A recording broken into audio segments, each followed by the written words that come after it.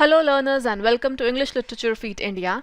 आज हम करने वाले हैं अमिताभ घोष का the Shadow Lines. It's a very famous novel जिसे साहित्य अकादमी पुरस्कार भी मिला था and it's a requested video by Sachin. So Sachin, I know बहुत लेट है but finally it's here for you.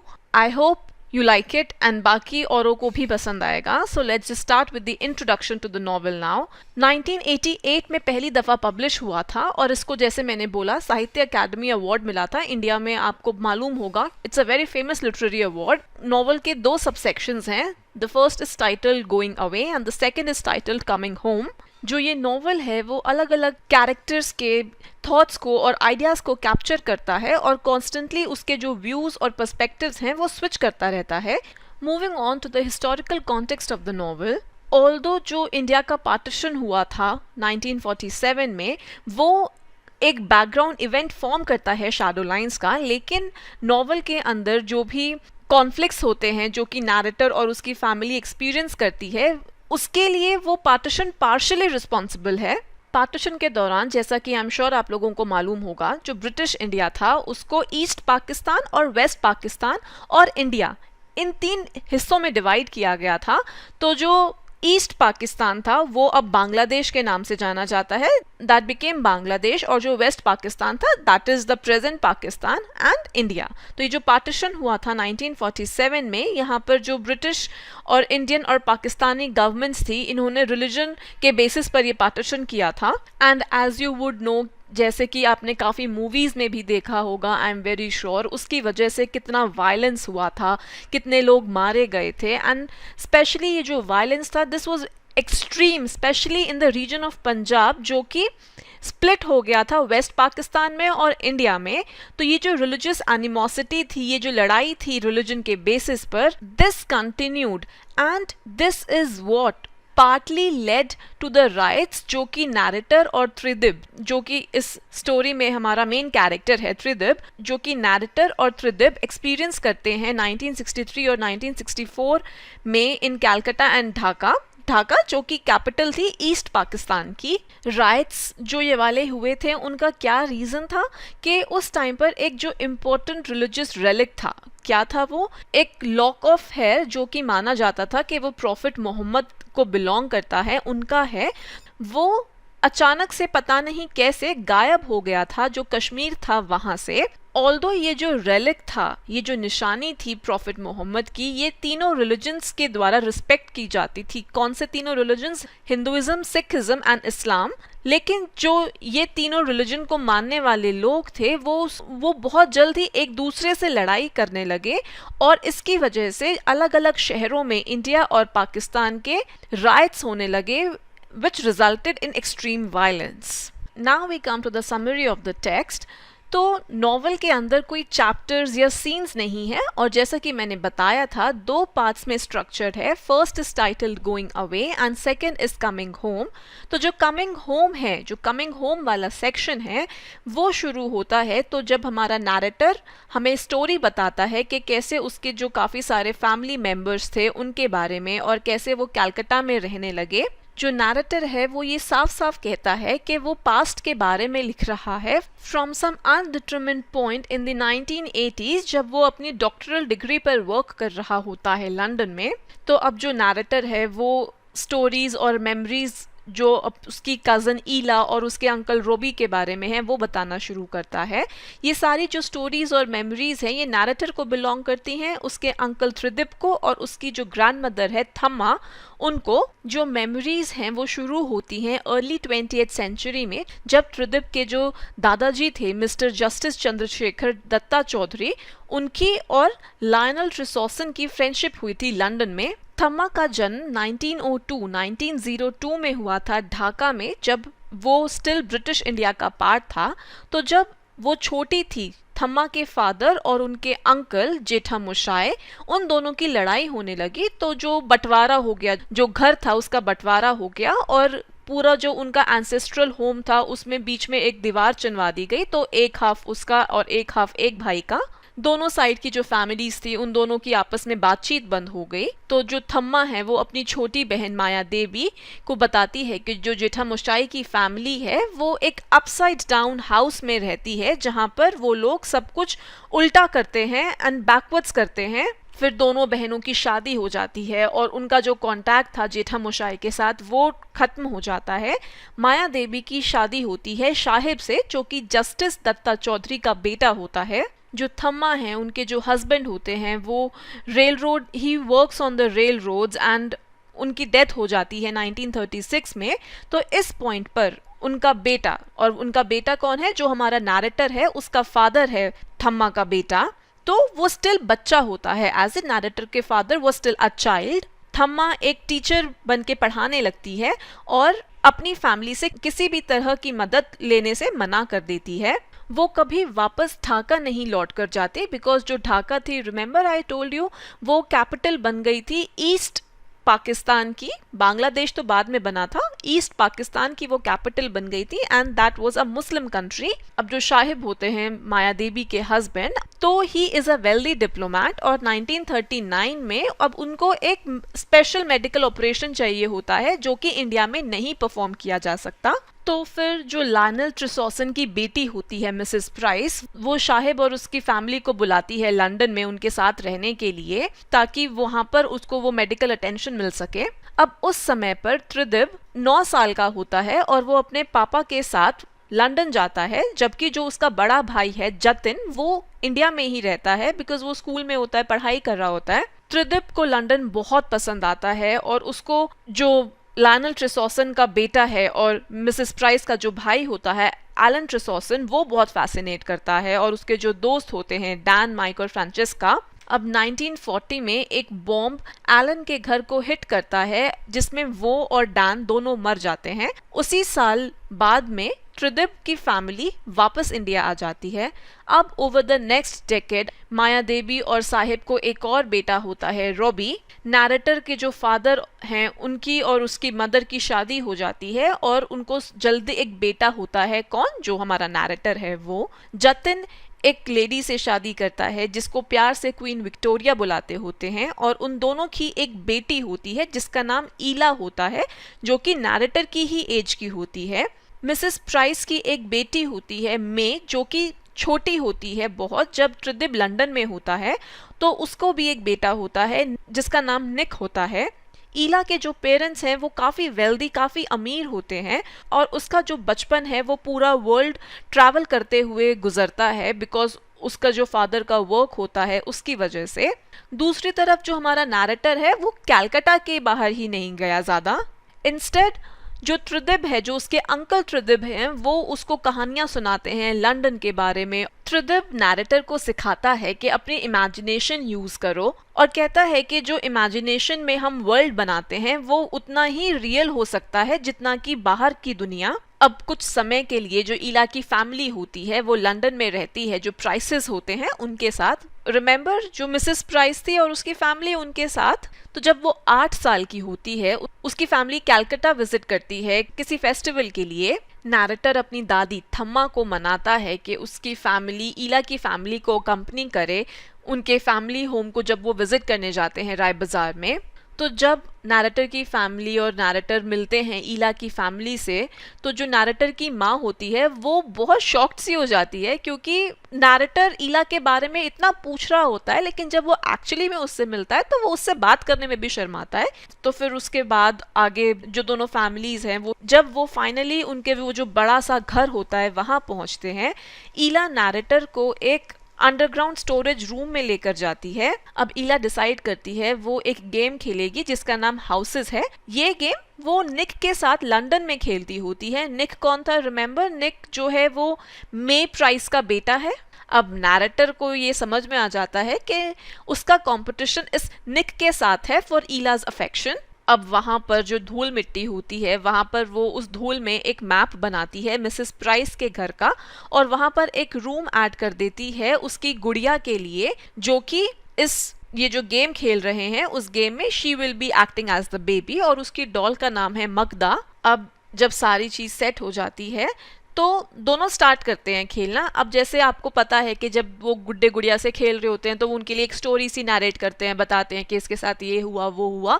तो सेम चीज़ यहाँ पर नैरेटर और ईला भी करते हैं। तो जो ईला है वो नैरेटर को बताती है कि उस दिन मगधा के साथ, उसकी डॉल के साथ क्या हुआ था स्कूल में। शी टेल्स कि जो एक स्कूल के अंदर एक बुली था जो कि सुंदर सी दिखने वाली ब्लॉन्ड इसकी डॉल को घर पे चेस कर रहा था, उसका पीछा कर रहा था, और वो जो बुली था he started yelling at her and started yelling slurs at her, बुरी चीजें, गंदी चीजें बोलने लगा। लेकिन जो निक प्राइस था, ही वॉज द वन जिसने उसकी उस डॉल को बचाया था पिटने से। तो ये बताते बताते ईला रोने लगती है और नैरेटर को गुस्सा आता है पर समझ नहीं आता कि वो रो क्यों रही है। फाइनली त्रिदिब अंदर आता है और नैरेटर उसको बताता है, जो ईला की स्टोरी थी वो नैरेटर को एनकरेज करता है कि ईला को डम्ब ना कहे क्योंकि वो एक स्टोरी के ऊपर रो रही है। नाउ द ईयर इज 1959 और इस समय पर जो मे है वो 19 साल की होती है।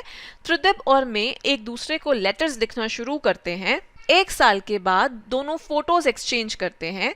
अब 1963 में त्रिदिब मे को एक बहुत लंबा लेटर सेंड करता है जिसमें उसने एक अपना एक्सपीरियंस लिखा होता है, something that he had experienced as a boy in London. Experience क्या था?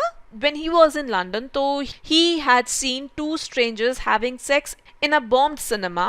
वो मे को कहता है कि वो भी उससे यानी कि मे से इन्हीं दो स्ट्रेंजर्स की तरह मिलना चाहता है, like strangers in a ruin। Now May, she is flustered, okay? But still वो इंडिया आने का प्लान बनाती है ताकि वो त्रिदिब से मिल सके। अराउंड द सेम टाइम जो थम्मा है वो रिटायर हो चुकी होती है अपनी जॉब से। अब उसको खबर मिलती है कि जो उसके अंकल हैं जेठामशाय, now he is in his 90s और वो अब भी अपना जो उनका फैमिली होम था ढाका में वहीं रहते हैं। उसका ये मानना है, एज इन थम्मा का ये मानना है कि ये उसकी ड्यूटी है कि वो जेठामशाय को वापस घर इंडिया लाए। अब इसके कुछ ही टाइम बाद जो साहिब है उनकी जो पोस्टिंग है वो ढाका में हो जाती है और साहिब, माया देवी और रोबी वहाँ पर शिफ्ट हो जाते हैं। फाइनली जो माया देवी है वो थम्मा को इनवाइट करती है कि हमें आके विजिट करो, जैसे बुलाते हैं ना बहन को रहने के लिए, हमें विजिट करने के लिए, लाइक दैट। और दोनों बहनें प्लान बनाती हैं कि कैसे वो अपने अंकल को ये जो सिटी के अंदर, because remember Dhaka is a Muslim majority city, तो कैसे वहाँ पर वो जो ग्रोइंग अनरेस्ट है उससे अपने अंकल को कैसे बचाएं। मे प्लान बनाती है कैलकाटा ट्रैवल करने का और फिर ढाका थम्मा के साथ। त्रिदिब डिसाइड करता है कि वो उनके साथ जाएगा ढाका।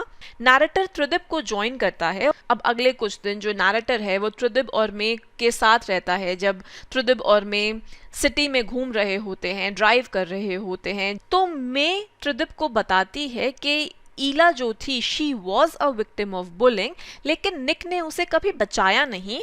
और उसके कुछ ही दिनों बाद जनवरी 4, 1964 को त्रिदिब, मे और थम्मा दे लीव फॉर ढाका। अब ढाका में जो साहिब होते हैं वो माया देवी और थम्मा को वार्न करते हैं कि वहाँ पर कुछ ट्रबल होना स्टार्ट हो गया है वहाँ पर जो थम्मा है वो इंसिस्ट करती हैं कि उनको जेठामशाय से एनीवेज मिलना है।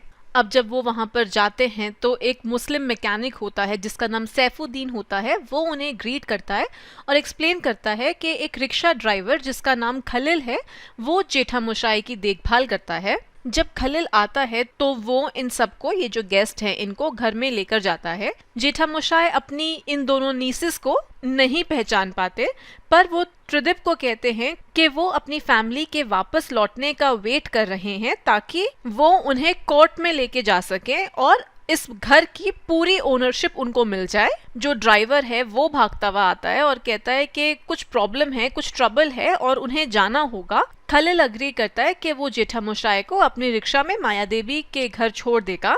तो जब वो लोग कार में होते हैं, they come face to face with the mob. तो वो जो मॉब होता है वो उनकी गाड़ी को चारों तरफ से घेर लेता है और जो विंडशील्ड होती है उसको तोड़ देता है। जब वो मॉब रिक्शा पर आने लगता है तो वो थम्मा ड्राइवर को जाने के लिए बोलती है, पर मे बाहर निकलती है ताकि वो जेठामशाय को बचाने की कोशिश कर सके।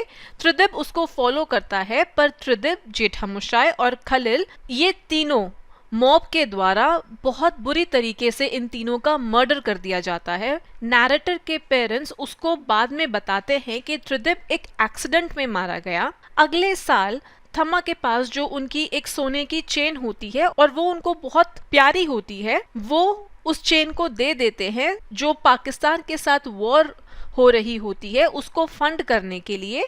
जो नैरेटर की मदर है वो एक्सप्लेन करती है नैरेटर को कि Thamma has not been the same जब से उन्होंने त्रिदिप को मारा है। उन्होंने यहाँ पर किसको रेफर करता है?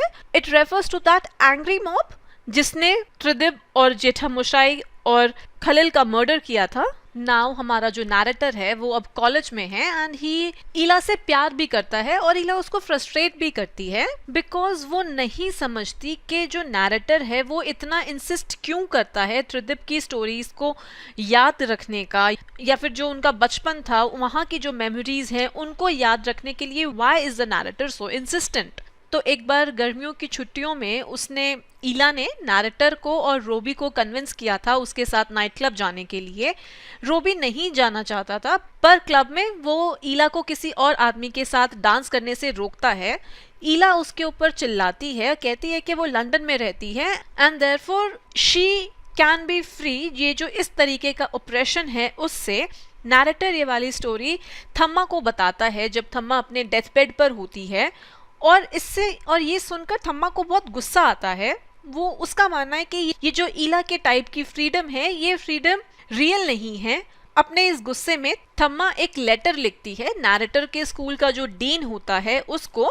डीन को ये बताती है कि जो नैरेटर है वो प्रोस्टिट्यूट्स को विजिट करता है और इसलिए नैरेटर को एक्सपेल कर देना चाहिए, स्कूल से निकाल देना चाहिए। अब दिल्ली में एक लेक्चर सुनने के बाद, देखने के बाद नैरेटर को ये रियलाइज होता है कि ऑल्दो बचपन में वो उन इवेंट्स को कनेक्ट नहीं कर पाया था लेकिन जो राइट्स उसने एक्सपीरियंस किए थे कलकत्ता में और जिन राइट्स में त्रिदिप मारा गया था ढाका में, they were all a part of the same political uproar. तो जो नैरेटर है वो त्रिदिप की एटलस पढ़ रहा होता है तो डिस्कवर करता है नैरेटर कि जो बॉर्डर्स हैं वो सब मीनिंगलेस हैं and they actually help create the climate. उनकी वजह से ही जो मैप में बॉर्डर्स बने हैं उनकी वजह से ही वो क्लाइमेट बन पाया है, ऐसा माहौल बना है जिनकी वजह से ये राइट्स होते हुए हैं in the first place. Narrator आगे की पढ़ाई करने के लिए लंदन जाता है तो ईला रोबी और नैरेटर को लेकर जाती है मिसेस प्राइस को विजिट करने के लिए और उन्हें निक से इंट्रोड्यूस करती है।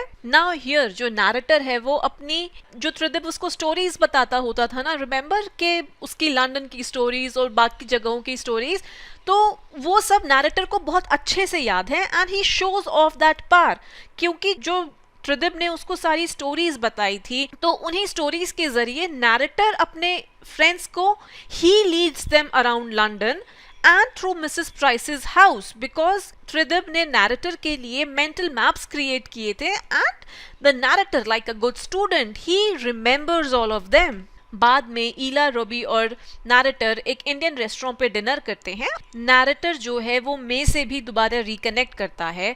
सब लोग ये क्रिसमस स्पेंड करते हैं मिसेस प्राइस के साथ और जो मे है वो सजेस्ट करती है कि जो निक है वो झूठ बोल रहा है कि उसने कुवैत में जो नौकरी थी वो छोड़ दी है बिकॉज उसका मानना ये है कि निक ने कुछ घोटाला किया था, मनी को लेकर, पैसों को लेकर कुछ घोटाला किया था उसने, दैट ही एम्बेजल्ड मनी। तो उस रात को बहुत फन सा आता है, बर्फ बहुत ज़्यादा गिरती है और हवा चल रही होती है काफ़ी। तो जो ईला और नैरेटर हैं वो मिसेस प्राइस के घर में ही रुकते हैं इन द सेलर।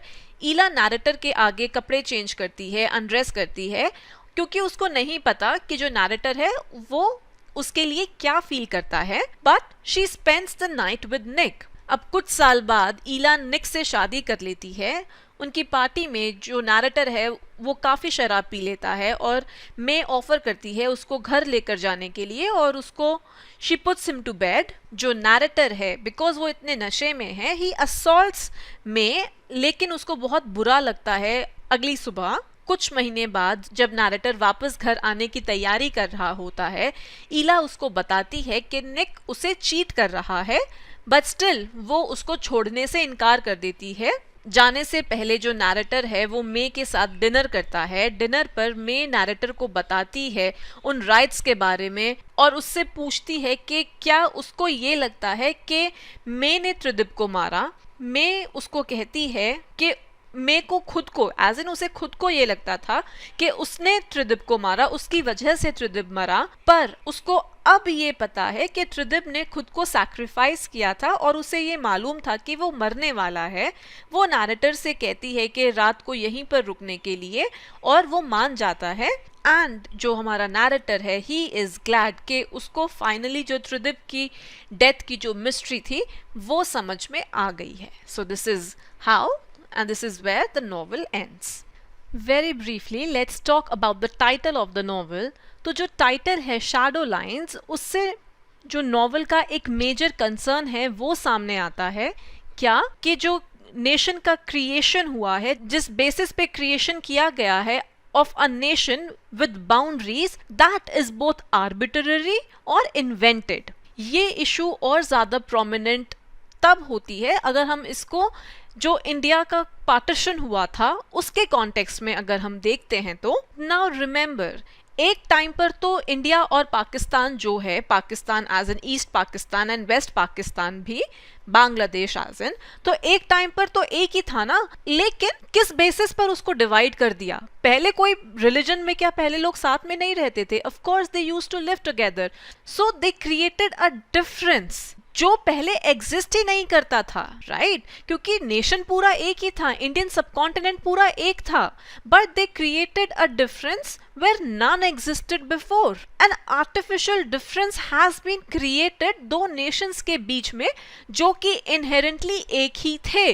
तो हमारी जो ये बुक है ये इस creation of artificial difference को देखती है, उसके बारे में बात करती है। एक इम्पॉर्टेंट एग्जाम्पल, छोटा सा बहुत बड़ा इंसिडेंट नहीं है जहां पर ये जो डिफरेंस है दिस मेल्ट्स डाउन। जब लंदन में होते हैं तो जो ईला है वो एक ऐसी जगह पर रहती है जहां पर ये इंडिया, पाकिस्तान और बांग्लादेश का जो डिफरेंस है दैट मेल्ट्स डाउन।